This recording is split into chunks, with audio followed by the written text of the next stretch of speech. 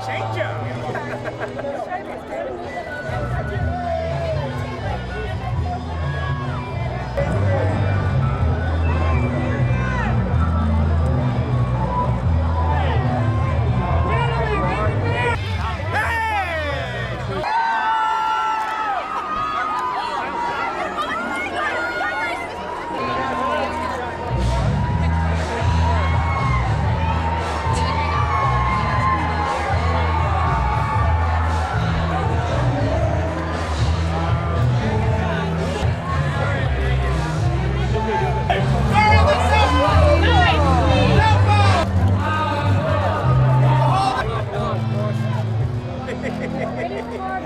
you much, man.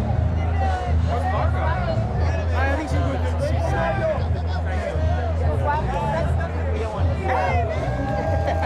all right. Yeah, yeah,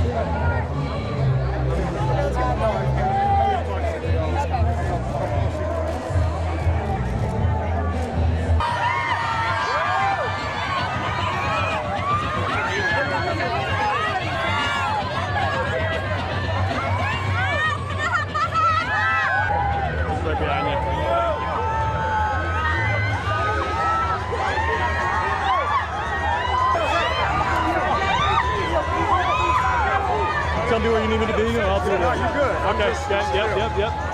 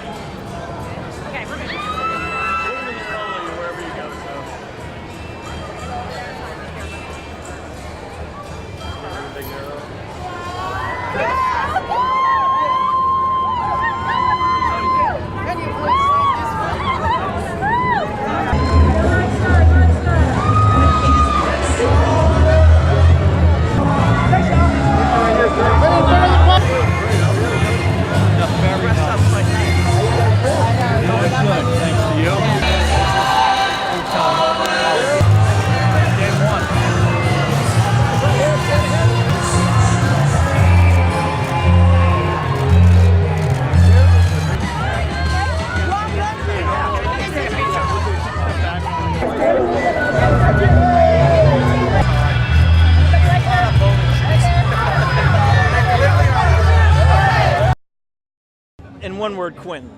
I mean, the man is able to sit back for years at a time, and it's almost like a collage of different ideas, encounters that he has, stories that he hears, and he somehow puts all this stuff together and gives us as an audience, no matter what they think of the movie, they know they're in for an incredibly unique experience every time they go, and that's why people keep coming back.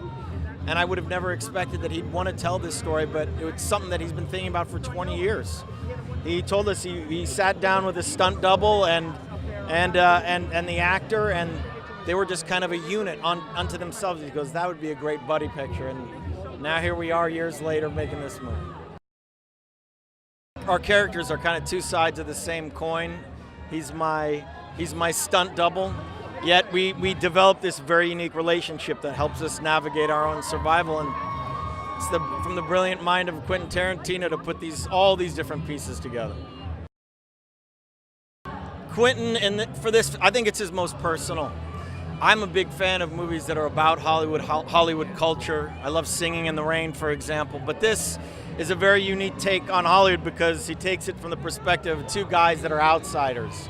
You know, Brad and I are in a changing culture, a changing industry. The industry is sort of going into the long-haired sort of hippie types, and we're a product of the 50s, and we're out of work. And Sharon Tate happens to be my neighbor, and all of a sudden I see a new opportunity. But I just love that it's almost like, you know, we're voyeurs to a changing culture. And what Quentin does so well is just bring a sense of reality, even though there's this almost fairy tale aspect to what he does, hence the name Once Upon a Time in Hollywood. It is based in a lot of real fact and a lot of Hollywood history. And I think people will love a great art film on this scale about our industry. I don't know if any other film coming out this summer is an original, and this isn't a sequel, prequel, remake. This is a completely original, genius idea out of Quentin's brain, and you just never know what you're going to get with that. I mean, I'm the biggest Tarantino fan, and you think I would have learned by now. You never know what you're going to get with Tarantino, and this movie is no exception. It's a wild ride, but it's an unexpected journey. I can't think of a time where I've ever seen this kind of ensemble come together for a movie, and it takes a filmmaker like Quentin for that to happen. But I'll never forget the table read looking around. It's like Al Pacino, Dakota Fanning, Brad Pitt, Leonardo DiCaprio. I mean, the list was endless, and everyone's wonderful. But yeah, the cast is just insane. I think this movie just kind of transports you to 1969, and it was wild, and it was fun, and it was cool, and yeah, it's just a fun ride, really fun. The beautiful thing about this one, it seems to be a confluence of all his films. Like, there's a little bit of the vernacular from Jackie Brown to Pulp to Bastards to Django. It's all, it seems like accumulation of everything, and it's pretty wonderful. We just fit. I mean, that's usually the way it is, you know? We just seem to fit. So it made sense to both of us, and we got started and running, and it's been great since. Yeah, it doesn't hurt, does it? I mean, there's no dialogue like Tarantino dialogue. Yeah. It's tentpoles and sequels, and it's getting harder and harder to get original content to a big cinema. So it's great for us, it's fun for us, and thank God Tarantino's got one more left in him. I think it's a very entertaining movie. I think one of the things, if people like my movies, one of the things that they might like about them is the fact that I make movies for an audience. I make movies that they indulge in big set pieces that gets an audience reaction.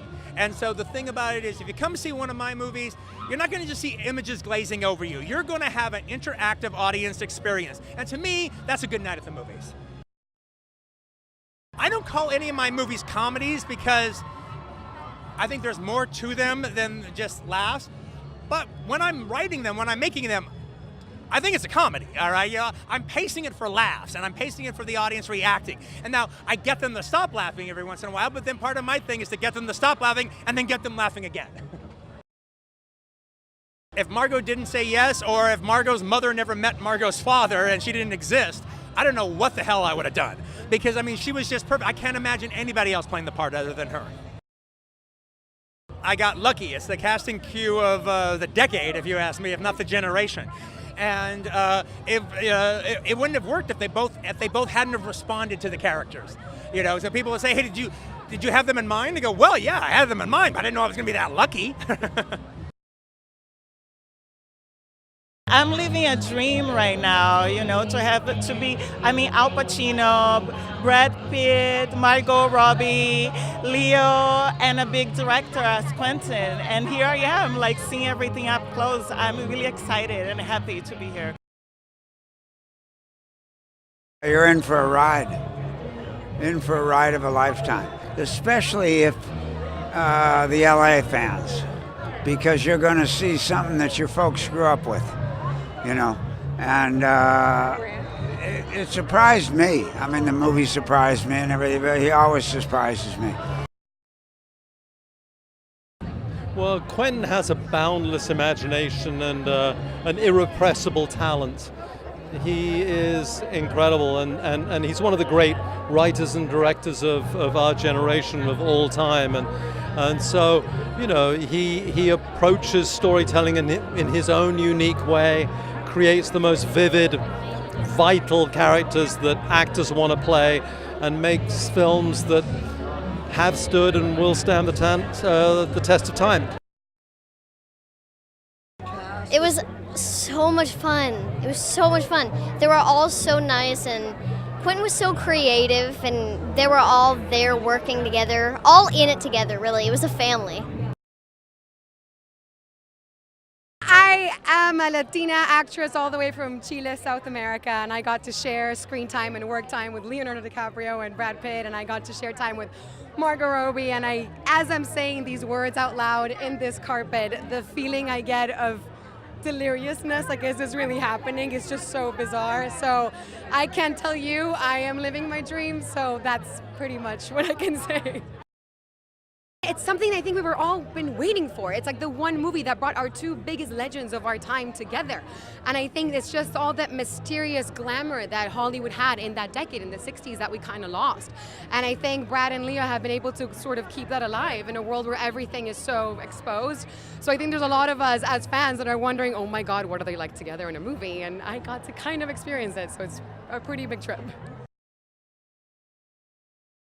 It's a movie for movie lovers, you know, and nobody loves movies more than Quentin Tarantino. I mean, yeah, it's kind of just a celebration of everything that he loves and of Hollywood, and it's very fun. It was so crazy. I mean, I worked with Brad Pitt mostly, which was an insane thing to say. I'm pinching myself. It was really phenomenal. I feel really lucky to be here. I think one of the coolest things about working with him was that I was obviously so excited, you know, but he meets your enthusiasm right there, because he's like a little kid on Christmas every day showing up to set, and it's like the cool kids are excited to be there. Brad Pitt's excited to be there, and Quentin's excited to be there, so I was allowed to be unabashedly enthusiastic. He loves movies more than anyone I've ever met. He's seen every movie you could ever think of, and he knows every detail of what made them amazing, and he loves why they succeeded and he loves why they didn't, and he's just a huge fan. And there's no one better to make something than someone who loves it. I'm watching it for the first time tonight, so I'm going in just like all the fans here, as a fan of Quentin's work, as a fan of all these other actors' work. I can't wait to see it, and I'm already expecting the unexpected. Just getting to work with Brad is a career milestone for me. Had a lot of fun with him.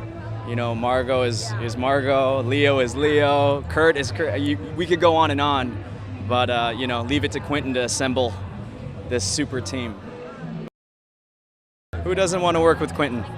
That's what it's all about, and you know, I feel honored that I get to speak Quentin's dialogue. I'm sure they feel the same way. And those guys, you know, I'm amazed they haven't worked together, so this is really something special. I'm here tonight because I loved working with Quentin. I loved being in this film. He was a fan. I was the original Peter Parker in Spider-Man. I was the first Peter Parker ever to create the role. And funnily enough, it's an interesting little story, I think.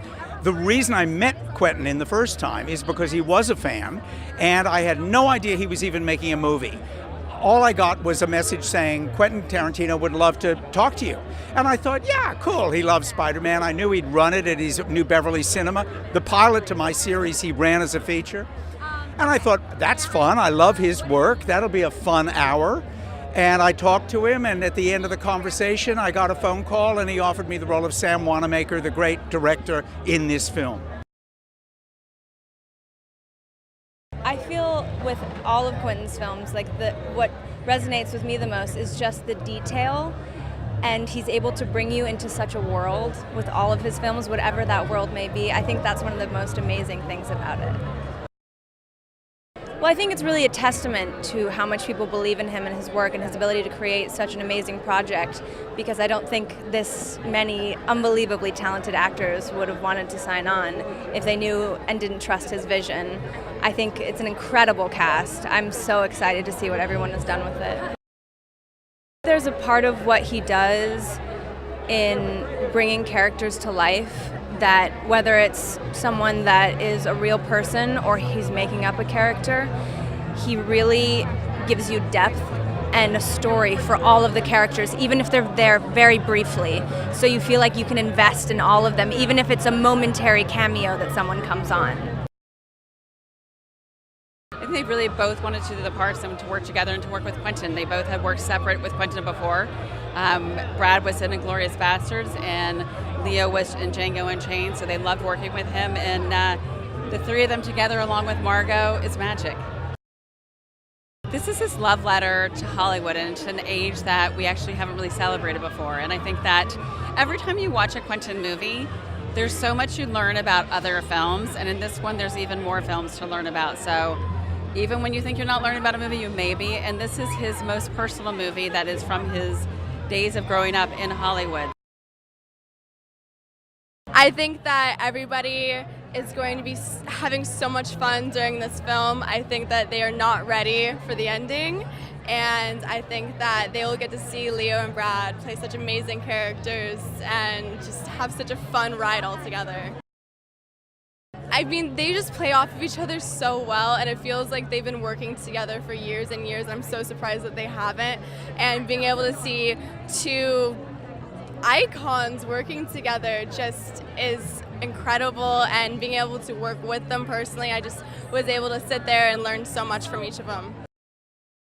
It's a once upon a time in Hollywood experience. It's something that you've never seen before, and I mean, Quentin makes such legendary films that last a lifetime, and I think that's what this film will be. And in 15, 20 years, people will be like, we should make remakes, and everyone will be like, don't touch that film. This movie's amazing. This movie will knock your socks off. The ground underneath you shake a little bit. You don't want to know anything about the movie. You just want to go see it. Oh, God, it's such a deep dive. It's one of these movies that keeps giving. Days after the movie's over, you keep thinking about it. I saw it a while back, and I'm still thinking about it, and it's not one thing in particular. It's just an incredible experience.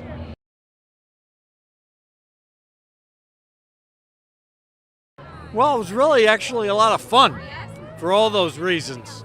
You know, fun to work with a director I'd always admired, fun to put two giant stars together in the same movie, and fun to, you know, tack an original subject matter when everything is sequels and remakes. So it was cool. You just don't often get Butch and Sundance in the same movie. And what that means is both of their parts have to be fantastic. And that's what you get with a great writer like Quentin. Well, it's distinctive and it's character driven. And I find it Quentin's most heartfelt movie, actually, which isn't a word that's often applied to him. But I think the film's very touching and very moving. So I think they may find it surprisingly emotional.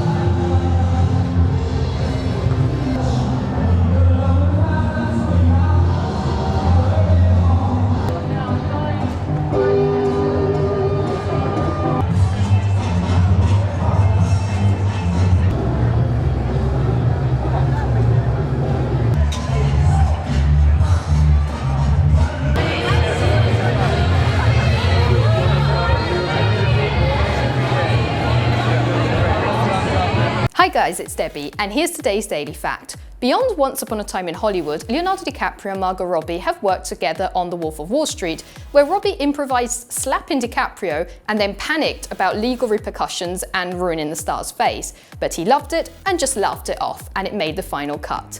Remember to click below to subscribe, and if you like my t-shirt, you can find that in the description box below.